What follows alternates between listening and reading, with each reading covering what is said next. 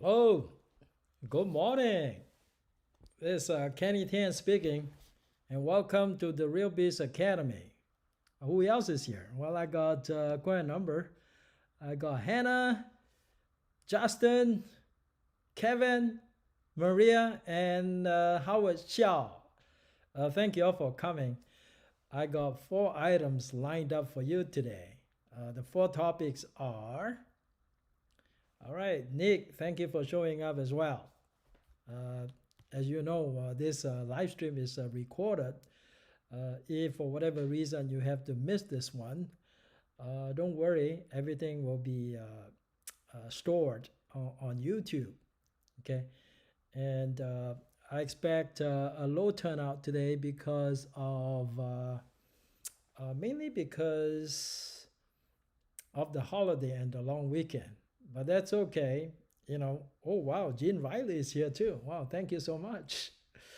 I'll be talking about 4 topics today. The first topic is about how to drive traffic from Twitter using the search engine, Twitter search engine, and hashtags. We'll talk about that. And then I'm also going to be talking about how to win friends and influence people.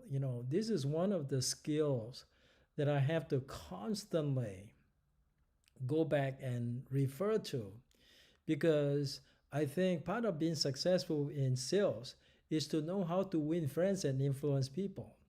We are in the influencing business, so it is very, very important that we develop the skills. For those of you that are in my Fremont office, and if you're still with Centermac, if you might remember, a few years ago, we had a training course on how to win friends and influence people. And I still have the book, so I go back and refer to it from time to time. Who else is here? All right. Okay, Sam, welcome. I appreciate you showing up. If you are watching the YouTube live stream, please pop into WeChat, the chat room, so I know you're here. Okay. And the third topic that we're going to be talking about will be on how to prepare a letter of intent. So if you are representing a prospective tenant who is interested in renting a warehouse, I think you might be interested in knowing that there is actually a certain way to present your offer. It's not like your other offer. All right. Okay, well, maybe somebody is not, let's see, what seems to be the issue? Sound quality? Is everybody hearing me okay? I wanted to make sure of that. If you are not hearing me okay, I need to know. Otherwise, I'm assuming everything is fine. Okay, but I think the sound quality should come out good, no? All right, we got Lean. Thank you, thank you. And we got TM here. Thank you so much. And we got Feng Jiao. And let's see, sound is good. Thank you, Jin. Thanks for letting me know. Good. All right, great. So the 4 items that we're going to be talking about is the San Diego Association of Realtors, MLS. And one reason I wanted to talk about the MLS is because it is very similar to the MLS system for Bay East, because both uses Paragon. So if you are in the Bay Area, it is also a system that you should learn how to use in case next time you decided to switch to Paragon. If you ask me preferences, I really don't have any preference at all. When I was signing listings all over California, I used to learn every single MLS listing I could learn. Some of the MLS listing, like San Francisco Association of Realtors MLS listings, it's unique and it's not easy to maneuver. But today we're talking about San Diego Association of Realtors, which is Paragon. That is something that I am familiar with. Okay, let's go ahead and get started. I got a new system now, so I can now navigate freely using a shortcut. Okay, So first thing we're gonna talk about is Twitter. So I gotta go to my share screen mode. Okay. Oh, okay, that's not share screen. So share screen is this one right here. I'm gonna give it number 4. So I have, okay, so I got 4. All right, so we're in share screen mode, and let me resize this thing so it's showing me just by myself, okay, and showing me white screen. So okay, great. So this one here, let me get rid of this stuff. Okay, so now it's just me talking to you at the lower left hand corner. We can still enjoy the rest of the screen. Okay, now first thing I'm going to show you is Twitter. I think, oh, Brian, thank you for coming. I appreciate that. So for Twitter, many years ago, in fact, I opened up my Twitter account back in 2010, 11 years ago, when I was still an attorney. But frankly, I wasn't really good in social media. I only started to learn about social media when the pandemic started. I kind of ignored my Twitter account, ignored my Facebook, Instagram, WeChat, whatever social media platform that perhaps you guys are more familiar than I was. But lately, I've been doing a lot of work on social media. I'm learning, and I want to share with you some of the things that I learned. Before I go into Twitter, let's go ahead and look at my YouTube account, and then you can understand why. All right, so we are in share screen mode. Okay, share screen mode, great. So let's go ahead and look at my YouTube account so you can better appreciate why I'm paying more attention to social media now. See, I decided that I want the majority of the traffic to go to our YouTube account for a couple of reasons. One of the reasons is I'm getting the hang of creating a very strong SEO for our YouTube accounts. So much so that, if I can make it work for the Chinese channel, I feel like I can make it work for the English channel. Now let's go ahead and look at the English channel. Okay. All right. So this is our English channel is known as the Real Biz Academy. Okay. So let's go ahead and look at this channel. I want to show you a couple of insights.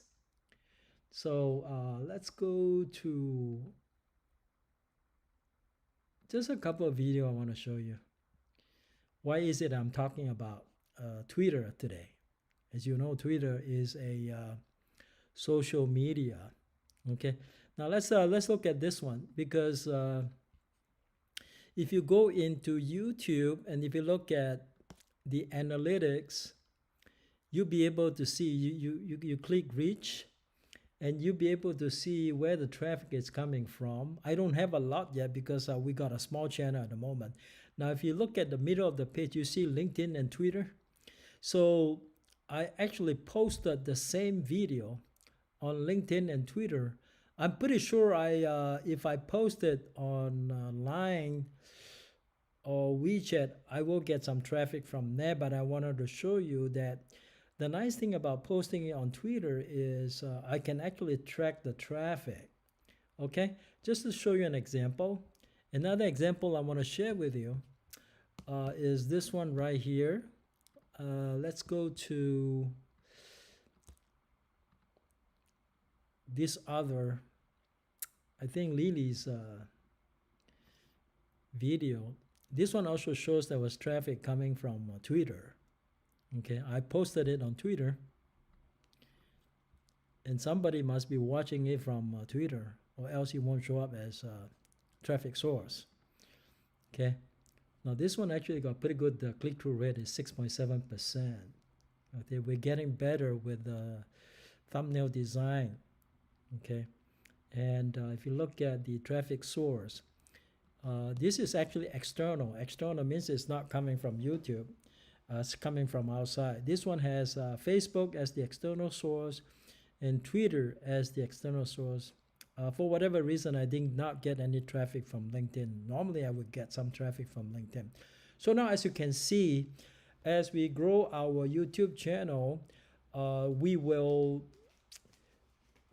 going to rely on not we're going to rely on our SEO on YouTube. For a long time, I have ignored on the English channel, and I'm just beginning to spend more time on it, to build on it.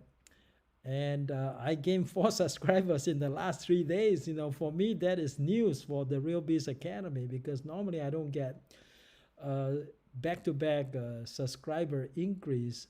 But in the last 4 days, as I publish more videos, I see that there is an increase in the subscriber count. So very encouraged by that.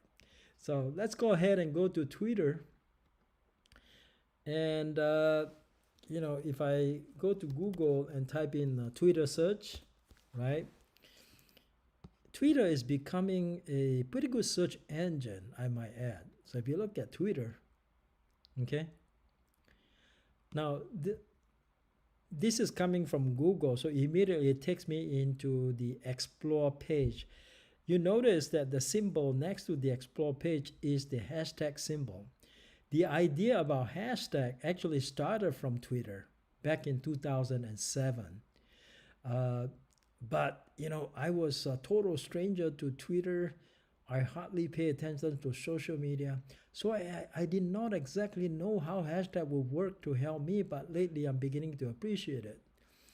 If I want to hashtag, now I'll show you one of the hashtags that I use. Okay, I use this hashtag. It's called Bay Area Real Estate. Okay. All right, so just put the pound sign in front of the keyword that you're searching.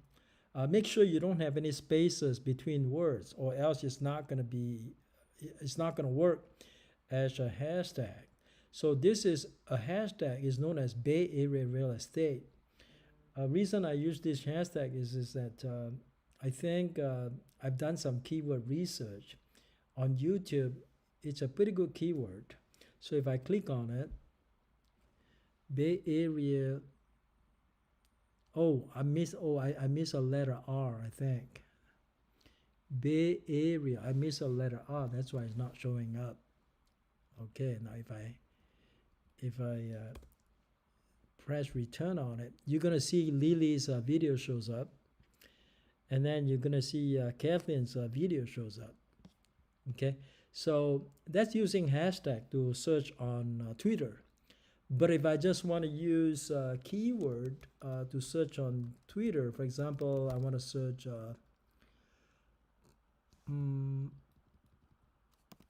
Pleasanton Realtor, okay?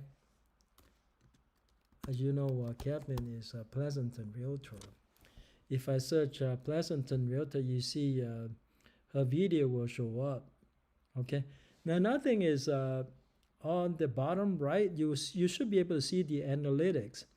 The analytics will tell you, will give you a little bit of information about the performance of your tweet.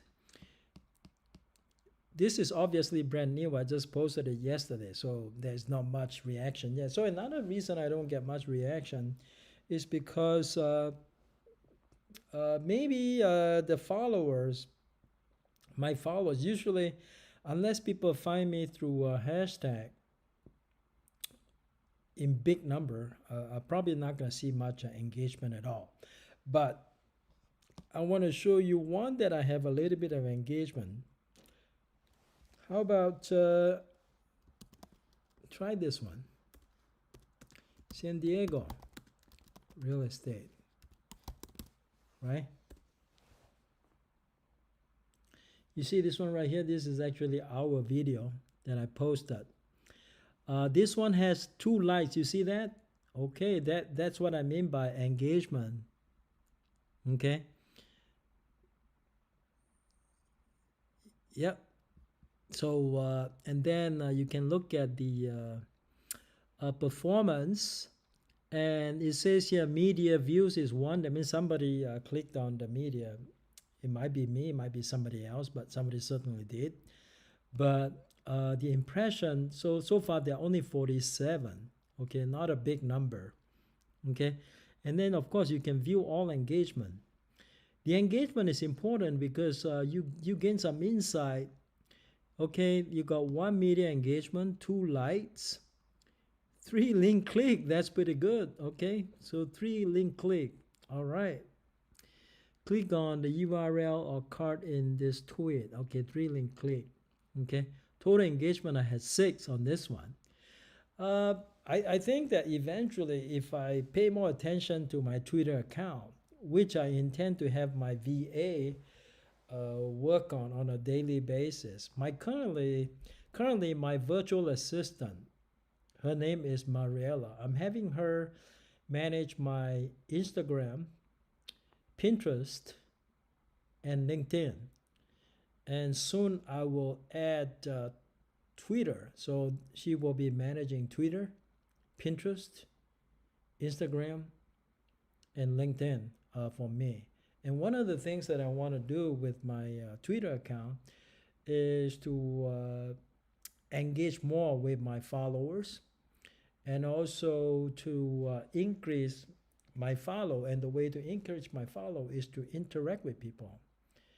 And certainly that ties into one of the principles that we're learning. Hello, Joe. Thanks for coming. Now that ties into one of the things we're going to learn. One of the principles we're going to learn today is to how to win friends and influence people. Certainly, I hope you appreciate it. In order to gain followers, you either must follow a certain number of people or you must interact with certain people. If you start interacting with them, you're going to find that they start interacting with you, and soon they decided that you should be followed, and so they'll follow you.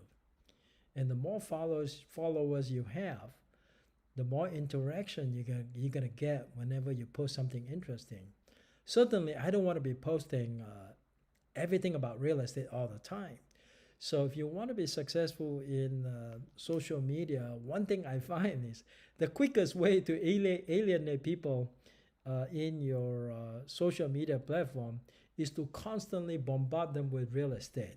You're going to lose them after a while. And I learned that the hard way, in managing or mismanaging my Facebook account. I think if I properly manage my Facebook account, it can be a more successful platform the way it is. Okay. Now, if you're going to be posting things like just listed or just sold or offer accepted, that kind of news in your social media, you have to kind of make it interesting though. Don't just say just listed and then you put in the address, the number of bedrooms, number of baths, the listing price, and then you as the listing agent or as the selling agent. It can be more interesting or more engaging if you tell a story. If you got a story to tell a story. For example, oh my God, this one we got 30 offers and my seller didn't know what to do. And then you kind of share with them, well, how did you manage so many offers and how did you come up with the right buyer for their property? I think it's more interesting that way than to just constantly bombard people with just this or just so, which after a while will seem so boring and uninteresting. Okay. In fact, I told my admin staff, stop doing that anymore. We stopped doing that for over 6 months now. We don't do that kind of stuff now. If I do post something about just listed or just sold, you can bet that I'm going to write a story about it. I'm going to make it interesting. What is it so unusual about this just listed or just sold? Okay, so that's what it is. All right, so so much about Twitter, and there are a couple of other things I want to share with you, which may or may not have something to do with Twitter, but it could have something to do with Twitter. Is keyword research. I know some of our agents are starting to do English videos. I know Kathleen is doing that. Judy is doing that. I think it will help them in their career, because why limit yourselves to only certain ethnic group when you're trying to be a salesperson? A salesperson uh, should work with many different people with different background. They should be versatile. So this is one of the video that Kathleen did recently, and it's her first English video. And I put in some keywords to make her rank on the first page of Google. You're probably interested in finding out what this keyword is. Okay. The keyword is, and it's a long tail keyword. See, when you're starting to rank, if you want to rank your video, when you're a small channel, you have to use long tail keywords. If you use the short ones, before you becoming a big channel or before you become successful, your video is not going to rank. You're wasting your time. You might as well rank for something you can rank for. So this one will say, is 2001 the time to sell your home in Bay Area? Okay, so that's the keyword I target for this video. And I'm doing a Google search on it. And then you're going to see, voila, Kathleen's video ranked #1 on the carousel. And it ranks on the first page, and it is in second position. So that's pretty good. So if the same keyword, if I use it on Twitter, right? So if I use the same keyword on Twitter, see what happened. All right, so I'm going into the explore page, this page right here, and I'm not even gonna try to use. There's no need for me to use a hashtag because it's just a long tail keyword. All right. All right. Is 2001 the time to sell your home in Bay Area? See, her video will show up, right? And then, if you want to know how fantastic this keyword is. Thank you for having me here, Kenny. Okay, anyway, that's how you make use of the search engine on Twitter and on Google. Right now, I'm not doing too well on Instagram because Instagram, to me, is not a good as a search engine as Twitter. Remember, there was Twitter first before there was Instagram. Even though these days there are more users on Instagram than there are on Twitter and Pinterest.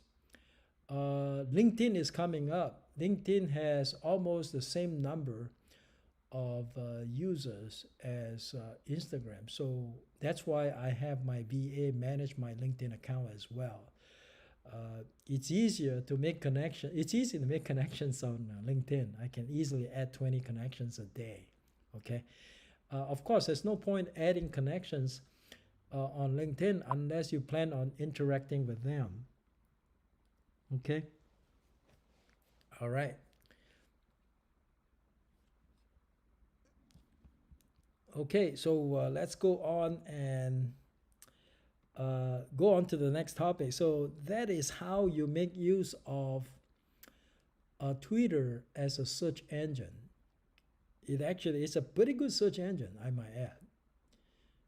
There are less Chinese speaking users or Mandarin speaking users on Twitter and on Instagram as well, and on Pinterest as well. But if you have good English content, these are 3 platforms you should take advantage of. It's free anyway. You can run promotions, but I don't run promotions. I don't, even for YouTube these days, I don't run promotions hardly. I only run promotions when I'm doing YouTube videos for some of our new home showings. Otherwise, I don't. I think that the free ones are just as good as the advertisement ones. I actually gained pretty good number of subscribers just through search engine optimization.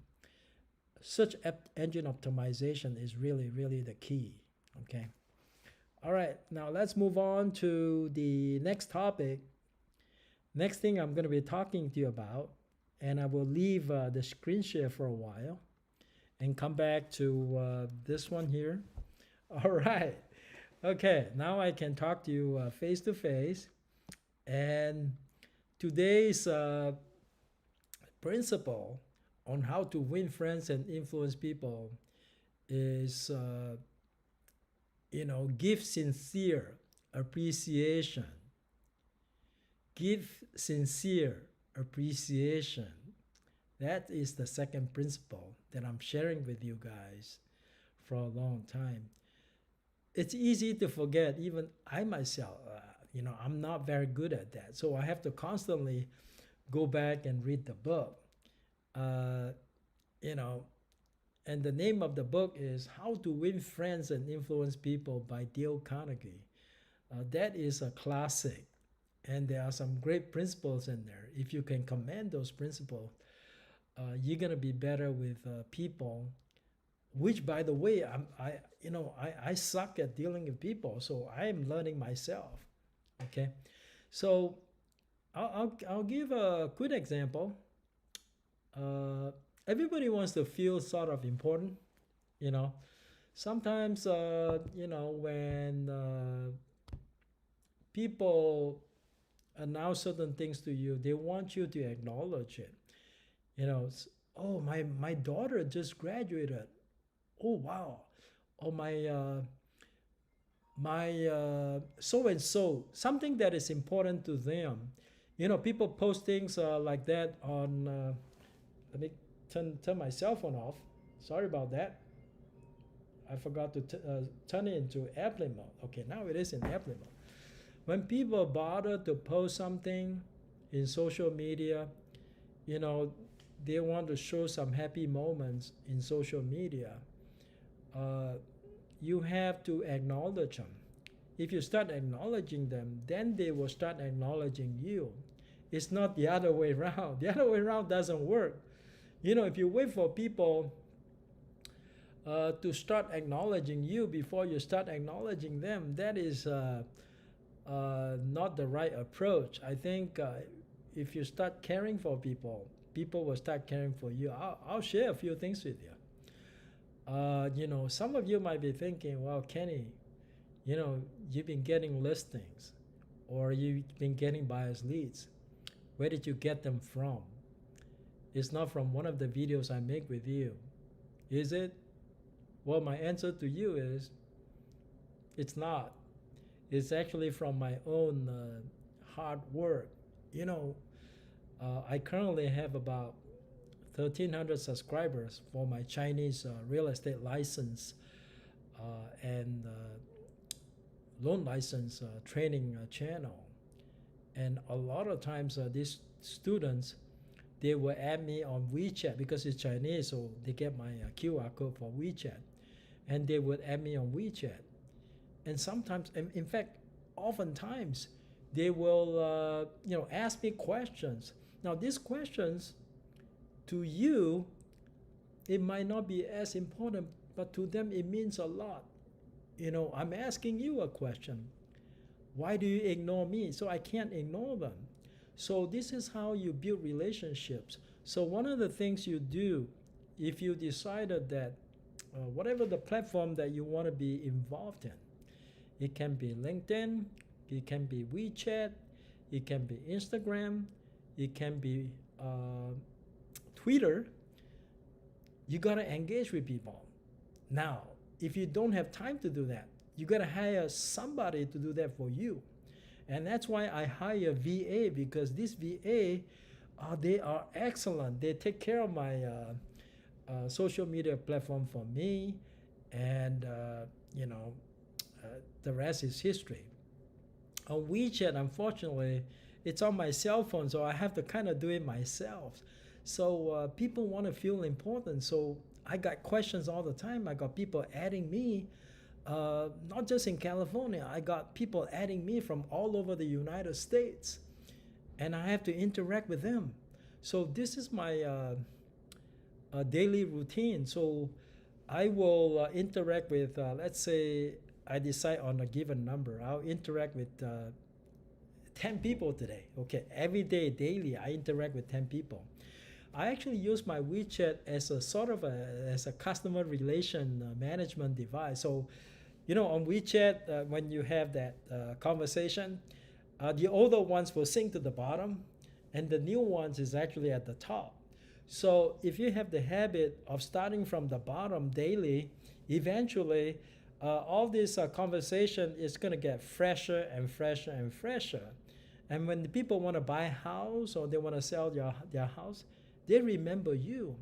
So, in 7 levels, one of the things we learn is you got to give to receive, okay? And, I am learning to give plenty so I can receive in plenty, okay? So that's the principle that we learn from this book. And next week we'll learn a new principle, all right? So let's move on to the third topic for the day. Third topic for the day has to do with the letter of intent. So let me go to my screen sharing mode, okay? All right, okay, number 4 is my screen sharing mode. I want to talk about letter of intent because, sometimes, not always, you will find yourself needing to prepare a letter of intent. When do you use a letter of intent? You use a letter of intent when there is no standard form for your offer. For commercial leads, you can certainly prepare a standard form lease and send it to the other side. That works too. But over 50% of the time, if you represent a tenant looking for a warehouse, after you have located the warehouse, you want to submit an offer. Hello, Libby. How are you? Thanks for coming. All right. Okay. So I think she meant hello, team. Okay. All right. See. So it is just a precursor to a formal lease because negotiating a commercial lease is very different from negotiating a residential lease. Even though these days residential lease is getting more and more complicated, but we are more used to using the standard lease that we get from the zip form, okay, for residential. But commercial, you start with an LOI. Residential, we usually don't use LOI. So let's go ahead and go into my LOI. Let's see if I can find it here. I thought I downloaded that.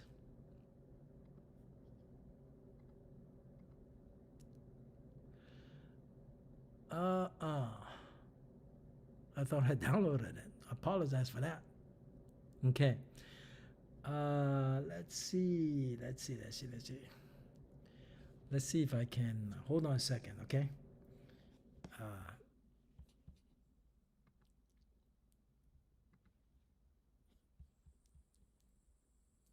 Let me get it from my email. LOI. Good.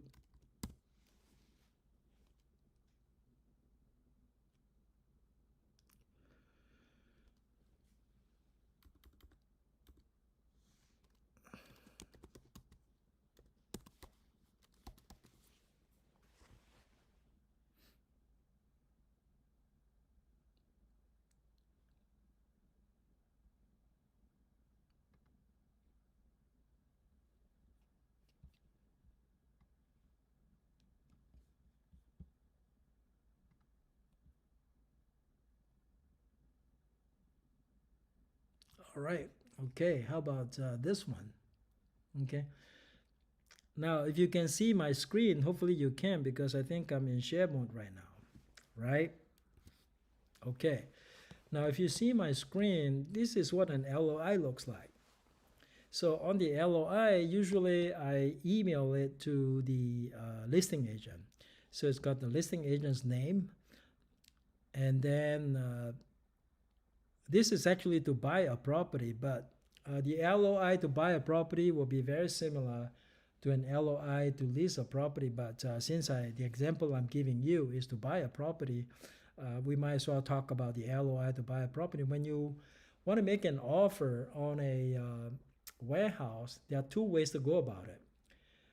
You can use a car form.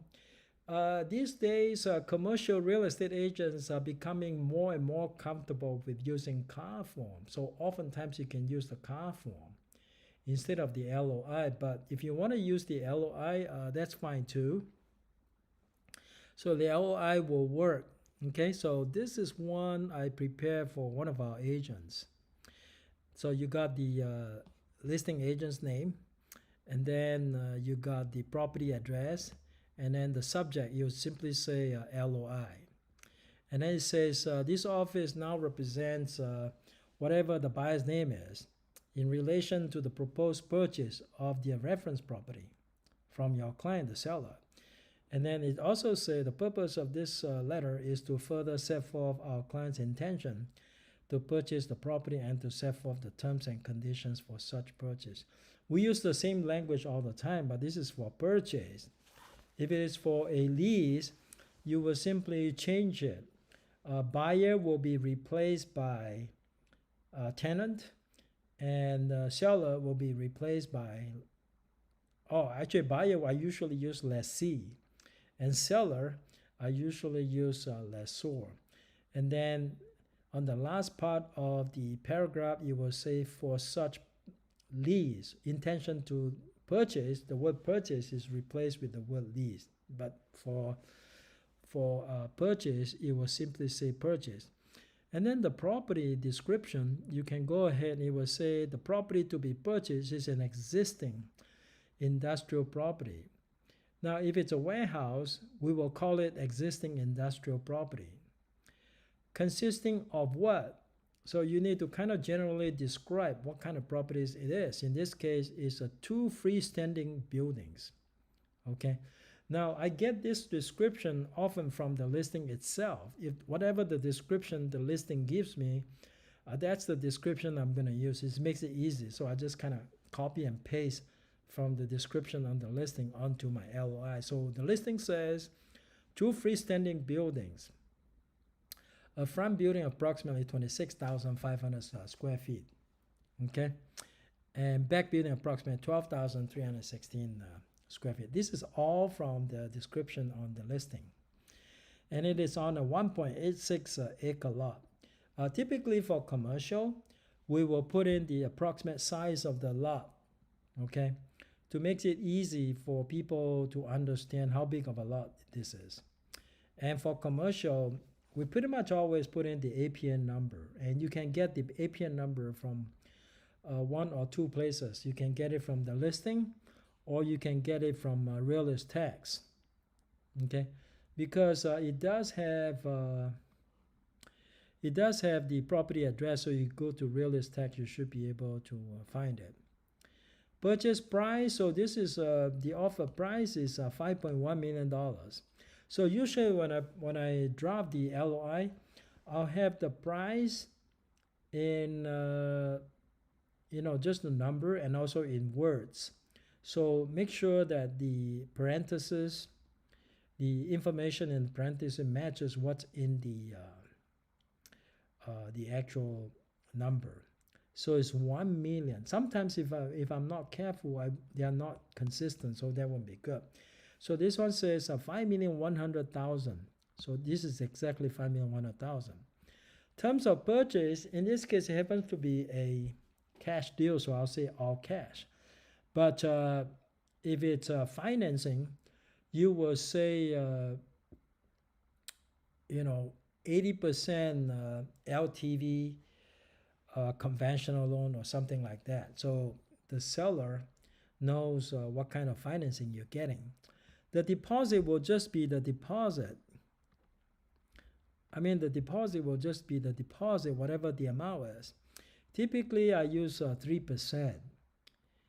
It can be higher or lower depending on your situation.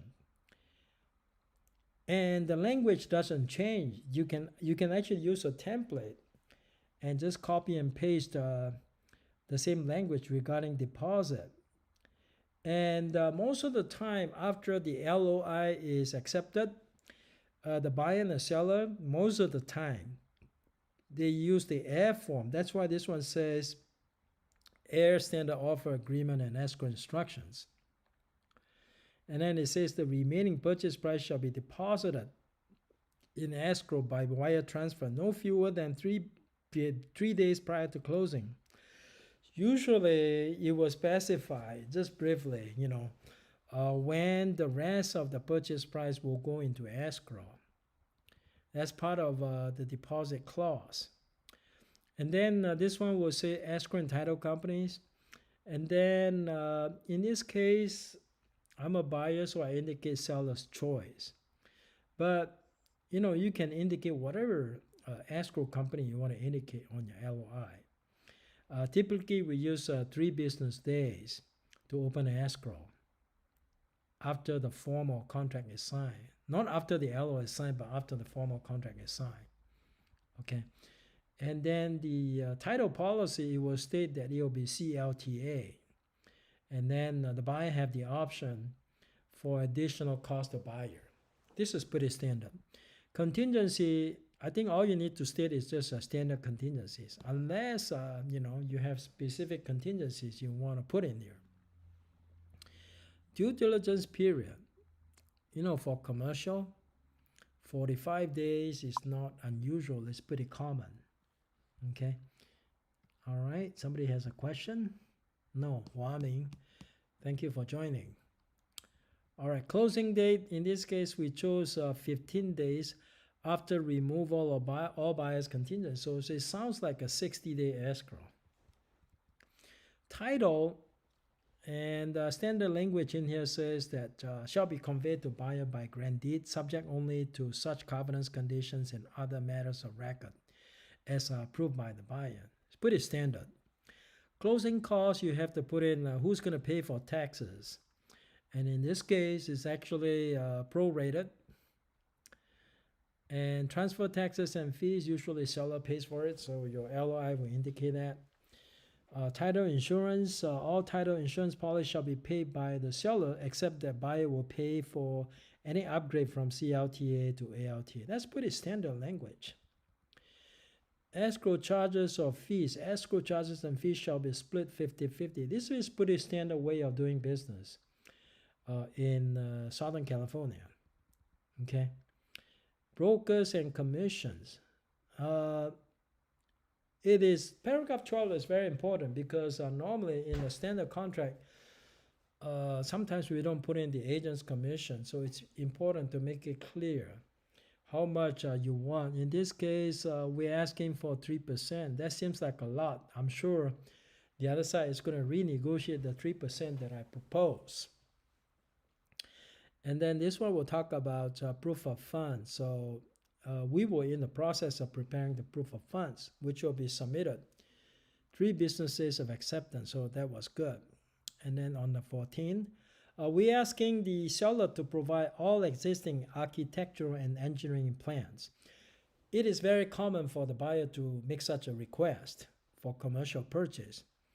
And then that's pretty much all the essential terms.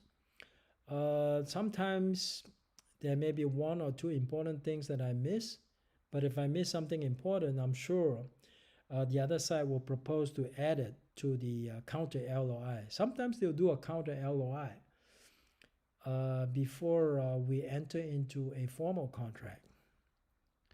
And then the remainder part is actually pretty standard, so you copy and paste. Okay.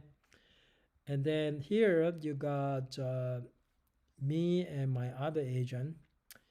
And then over here, this is signature block for the buyer's agent. And below is the signature block for the seller's agent.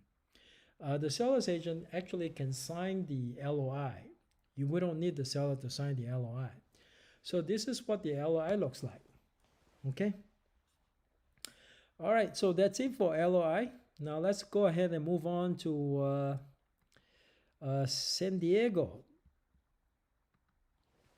Association of Realtors, MLS. So let me go ahead and key in my log in.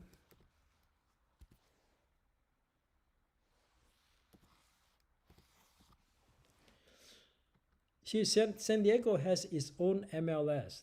San Diego is not part of the CRMLS. The CRMLS only covers the greater Los Angeles area, not including San Diego. So if you're going to have a listing in San Diego, you need to learn how to use the San Diego Association of Realtors MLS. So it's not like, if you learn how to use CRMLS, you're all set. No. Down south, the San Diego MLS is separate from the CRMLS. Up north, it's a little different. If you go to the Bay Area, the MLS system is now unified and consolidated. So in other words, in the Bay Area, you got Bay East Association of Realtors, you got the MLS listing. I think even the San Diego Association of, the San Francisco Association of Realtors MLS is now unified. I think all of them are unified now in the Bay Area. So, you don't have to learn all the different systems. You just need to learn one system. But down south in Southern California, it's different though. You got to learn each system separately, or else, you don't know how to navigate. So today I'm just going to briefly show it to you so you at least know how to navigate within the MLS. Okay. All right. So I am in here. So once you are in here, you can click a Paragon. Okay. If you click Paragon, it'll take you into the San Diego Association of Realtors MLS.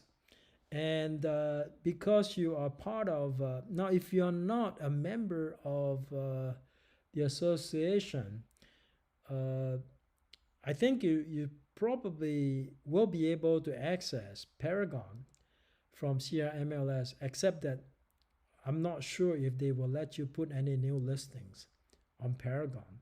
You may have to pay extra. You may have to pay a la carte, which is, some amount of charge per listing. Now see my name here, Kenny Tan, and then because I'm entering it as a member of the San Diego Association of Realtors, you see the SDAR link right here. So I want to add a listing, so I go to add listing, residential, right? And then in here, this is where you input it. Okay, now you can you have different options. You can either do coming soon or active. Just be familiar with the rules and regulations concerning coming soon. So this stage you have an option now. You can do coming soon, but if I'm not planning to do coming soon, I'll just do active. So I'll click active. Okay. Coming soon is just coming soon though. See, when it's coming soon, make sure you learn about the clear cooperation policy, which is something that I wasn't familiar with until I learned about it a couple of months ago. So it says here listing, it will automatically populate your name in here. Okay. Now this will be under the Centermac SD office. Listing date assuming is today. So I'm going to put June 1st. Okay. And then expiration, usually we sign a 6 months, right? So it'll be December 31st. Let's say I'm just giving you an example here. And SD, one thing that is interesting in SD is one of the few MLS listing where they actually allows you to use a price range for your listing. So in this case, you can indicate yes or no. If I say no, I just get one price to put. But if I want to put a range, I can't. If I say yes, then I can go ahead and state the range. Let's say, for example, I decided to do a range on this one. So SD actually allows me Okay, I go 600,000 low, okay, and then high, let's say 650. Okay, I don't know how this one is gonna come out. So this is 650. Now let me change that. All right, 600.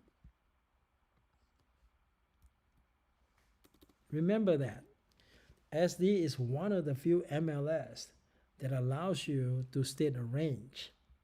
Okay, I've never used a range in my listing price, so I'm just sharing this information with you. APN number, I'll input whatever APN number this is, and I'll get that from information that I get from the property information.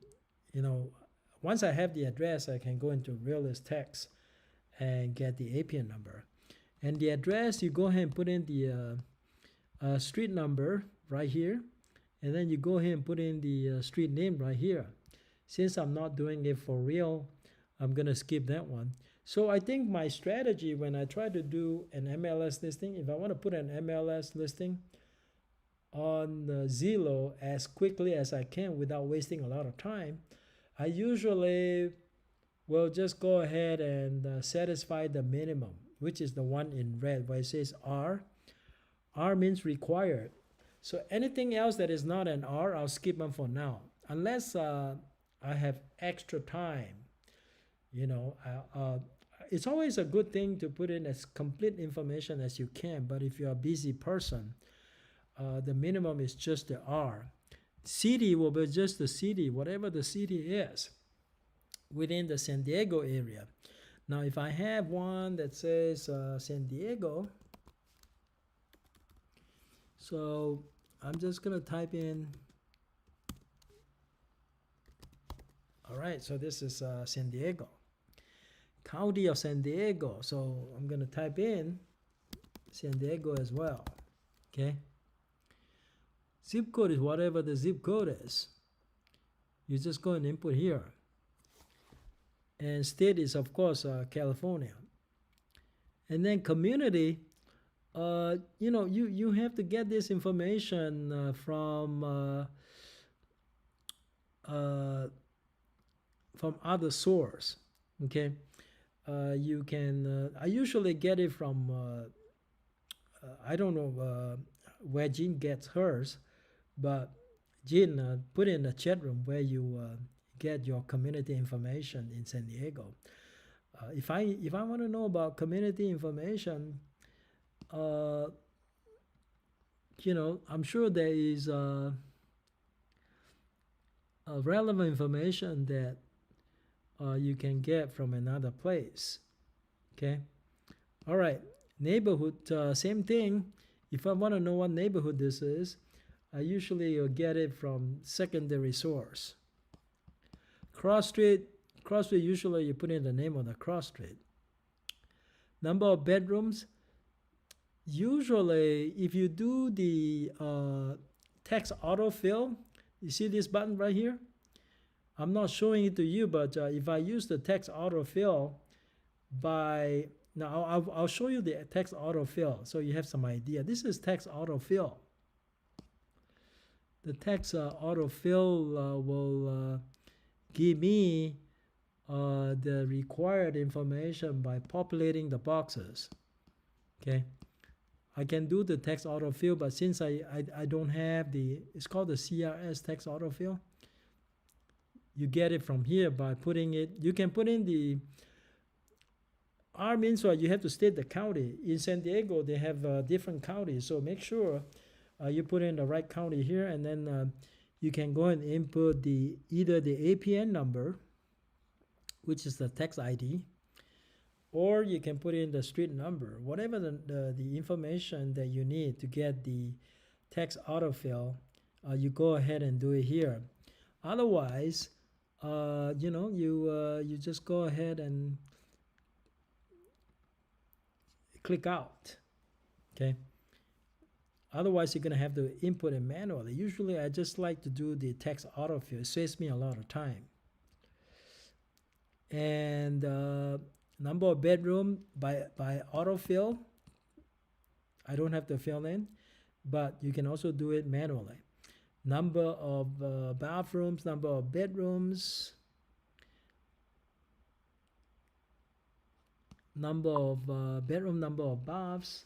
Let's see what Jean has to say. Jean has more information than I do. She's in the San Diego area. Okay, Jean. I don't know if I can show you this thing on the screen. Oh, now I'm back. From the old listing for community and neighborhood. If all fail, you can check with your title company. Hey, you know what? Title company will provide very good resource for that. So I think, yeah, usually I just get it from the old listing, to be honest with you. I'm kind of lazy, so I get it from the old listing. But certainly the title company would love to provide you with information like that because they want to provide value to you, so you'll use their services. So go to your title company to get information like that. Okay? All right, let's go on and go back to here. Let's see here. Says here, estimated square foot. You know, if you do the text autofill, I think it's automatically filled in for you, so you don't have to do it. You just have to double check it. Even the year built, do it by autofill. Compensation to buyer's agent, to buyer's broker. You know, this is what your split is to the buyer's agent. These days in Southern California, 2% is quite normal, especially in this seller's market. In Northern California, I don't know about the situation in Northern California now. Is it still 2.5%, or you guys are going down to 2% now? Okay, so okay, if it's 2%, put down 2%. Or it can be in terms of dollar amount, but I think if you type in the percentage, you know what the dollar amount is. Okay, and then you have to state here whether or not you have variable compensation. What that means is, if you have dual variable, sometimes a seller might negotiate with you and ask you to charge a lower commission if you represent both the buyers and the sellers.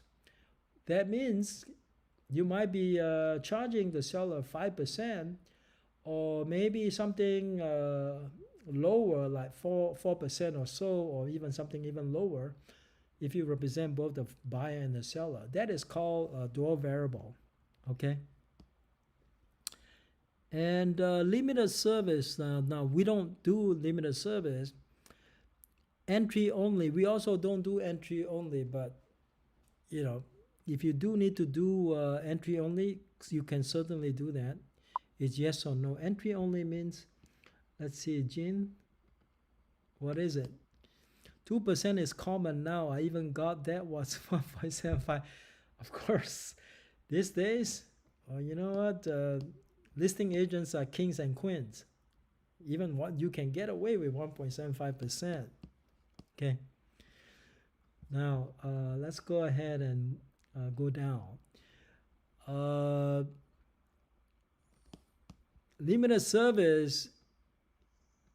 Most of the time, it is no. Okay.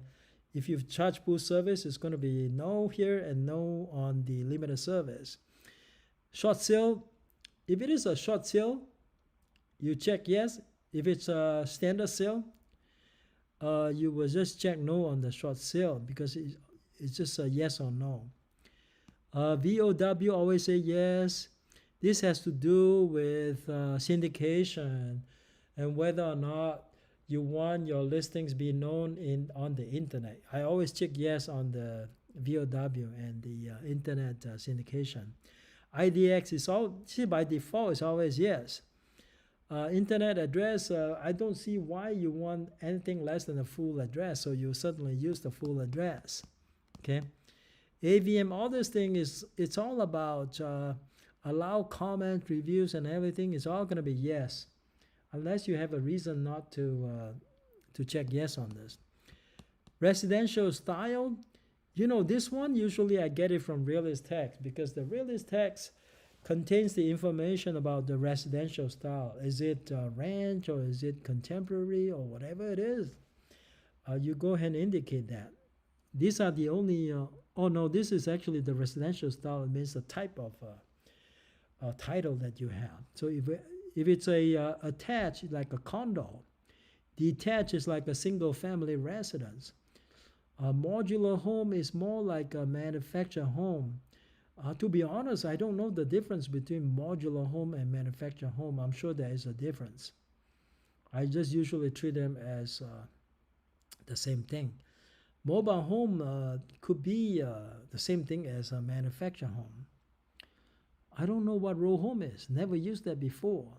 Townhome, yes. And I don't know what twin home is. I promise you, I'll find out what they are and I'll share with you the next time. Okay. All right. Listing type usually is exclusive right to sell. So you'll be exclusive right. So you click the appropriate choice. Age restriction. Sometimes some community has 55 years or older. You will only check yes. See, like this one says 56, 55 and up. It's actually 55 and up or 62 and up, depending on whatever the age restriction is. If there is none, you will just click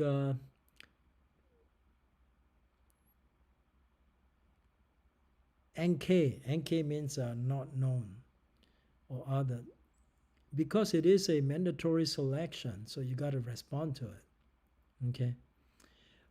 NK means not known, so I'll click NK over here.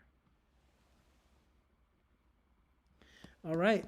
So the rest is all optional, and then until you come into general, if you go into general, you have some mandatory ones that you have to deal with. For example, the square footage, usually this is auto-populate. Oh, square footage source, you have to indicate the way you get it. Usually it's public. So you come in here and you just check public records. Most of the time, this is the right choice. Sometimes it's not from the public. Sometimes it's from the seller. For example, the seller wants you to advertise it at 3,000 square feet when the public record shows 2,500 square feet. The reason the seller might do that, it has to do with the fact that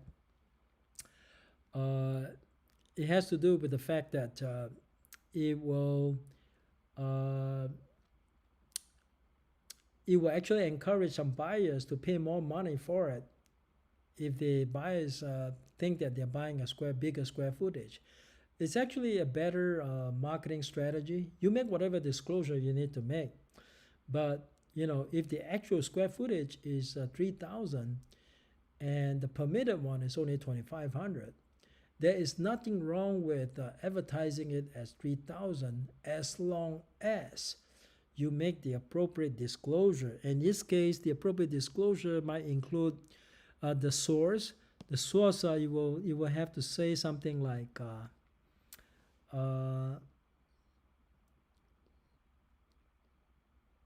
you will have to say owner if it comes from the owner. Okay, whatever the source is, you just put in the appropriate information. Levels basically says how many story you got, so you put in whatever number of levels is in. Master bedroom dimension.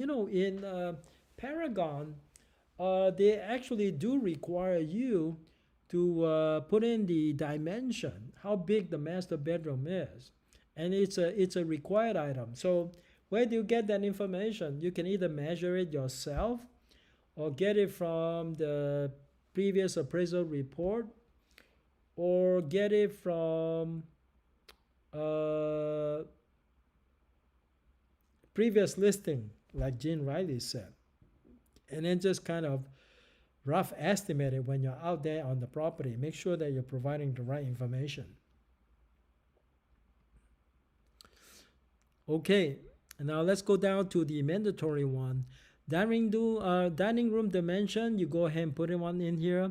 Family room dimension, kitchen dimension, living room dimension. You notice the big difference between the CR MLS and San Diego Association of Realtor MLS is that CRMLS does not require to provide the dimensions of the rooms, whereas the Paragon does.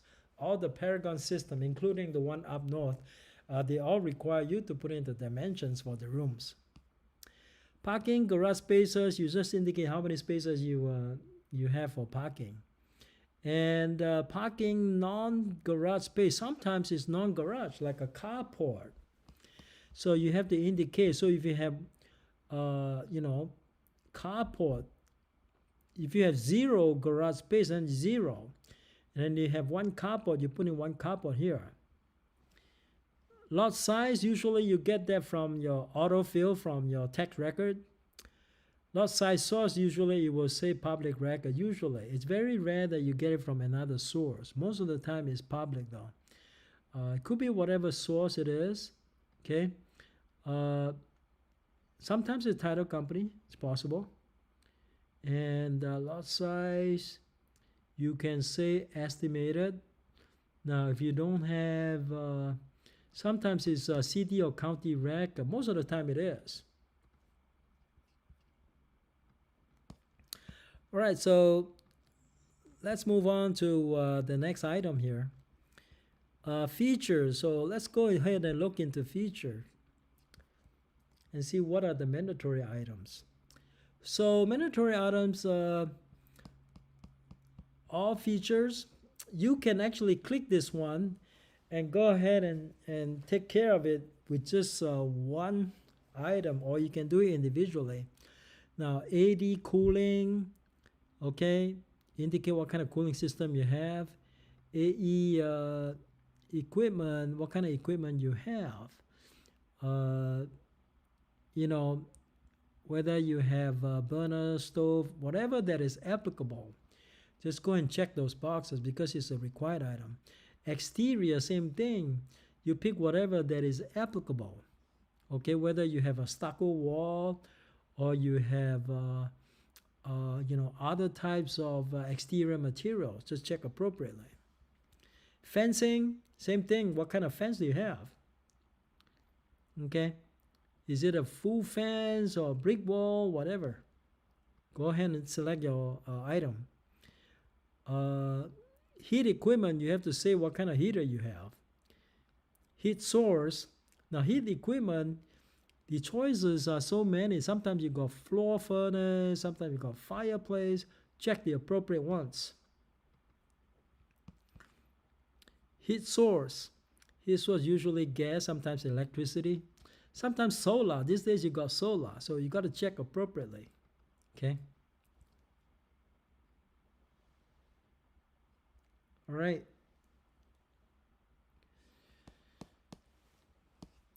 Laundry location, if it's in the unit, indicate it's in the unit because this is where you indicate where the laundry location is. Laundry location, for example, you will say inside the community or inside the unit or in the couple, whatever the appropriate places. And laundry utilities, is it running on gas, propane, or electricity? Just indicate that. And the pool, is it community or is it part of the house? Oh, it's talking about the pool heating feature. So is it heating on, does it heat on gas or electricity or solar? Indicate appropriately. Prop restrictions, known. Property does the property have any kind of restrictions at all? Does it have animal restrictions? If there is CC&R, most of the time condo has CC&R, you have to indicate that. Okay, whatever the appropriate restriction is. The roof, you have to indicate the type of roof. See, is it shingle or is it concrete, tiles, whatever the type. Now, usually I get my roof type from the realist text anyway. So because that's public information, I think that source is pretty reliable.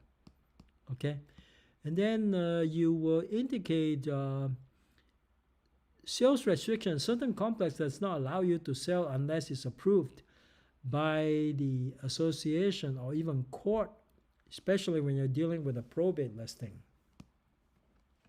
So you put that one in here, okay?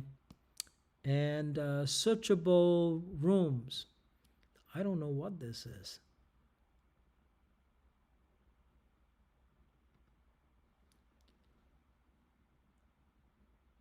Searchable rooms features.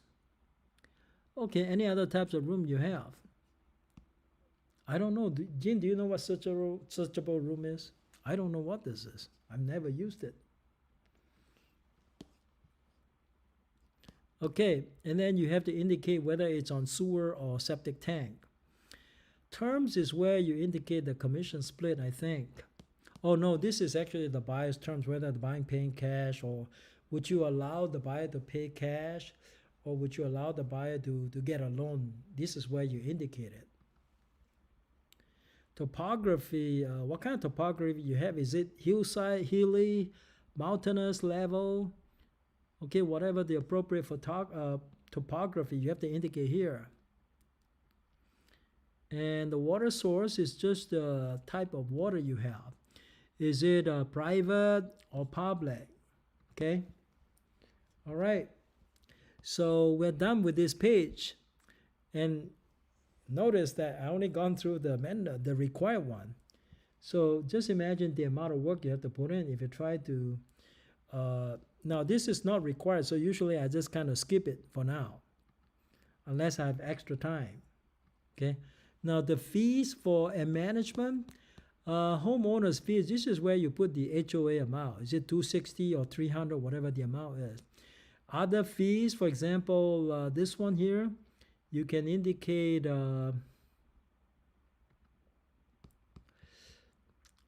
whether they have any other type of fees other than HOA. For example, they may have key fees, Mellow rules, you have to indicate mellow rules in here. If that development has mellow rules. The rest of it is not required, so I'll skip them. And this one here, it says enable showing scheduling.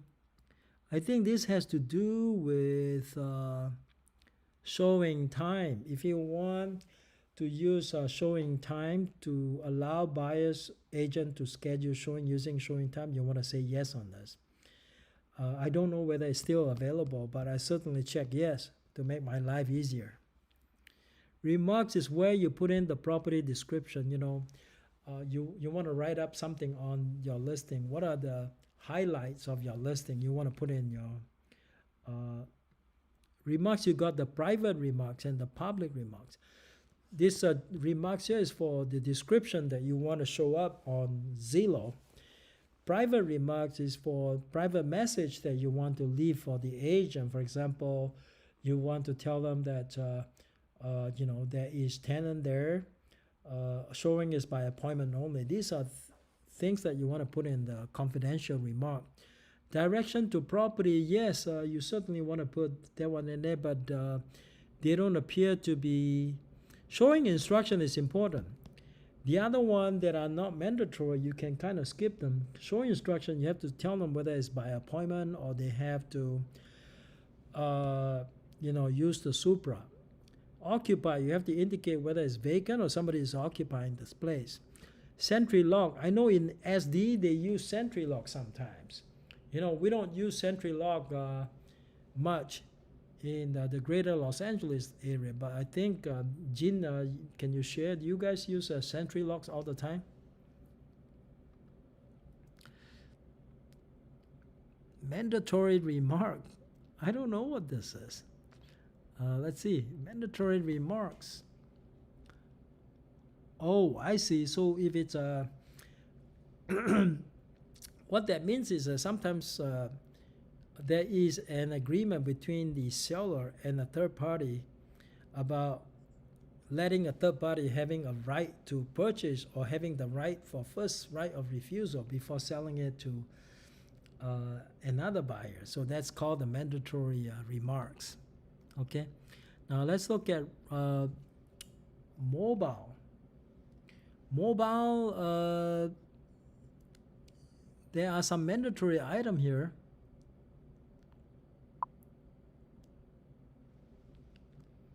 Yes, Jin said they have Sentry Lock. That's right, I know. They use Sentry Lock. I don't use Sentry Lock. No Supra, they only use Sentry Lock, okay? All right, interesting. That's what's going on with... so, Jin, if I want to show buyers property in San Diego, what do I do? They don't use Supra, so what options do I have? Of course, one of the options is to associate you and help you help out, okay? All right, that seems to be everything that I needed to talk to you about in the limited time that I have about, inputting an MLS listing in San Diego Association of Realtors MLS. Okay, if you have any more questions, you're welcome to leave messages on the. So no Supra. I can't use Supra. Okay, that's interesting. All right. Okay, that's the end of it. And let's go ahead and say goodbye. Oh, I see. So Jean said she gives a 1-day code to the agent.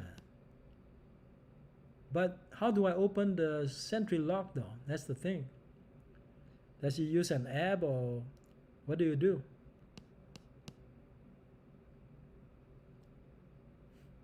All right, if you have any more questions about using,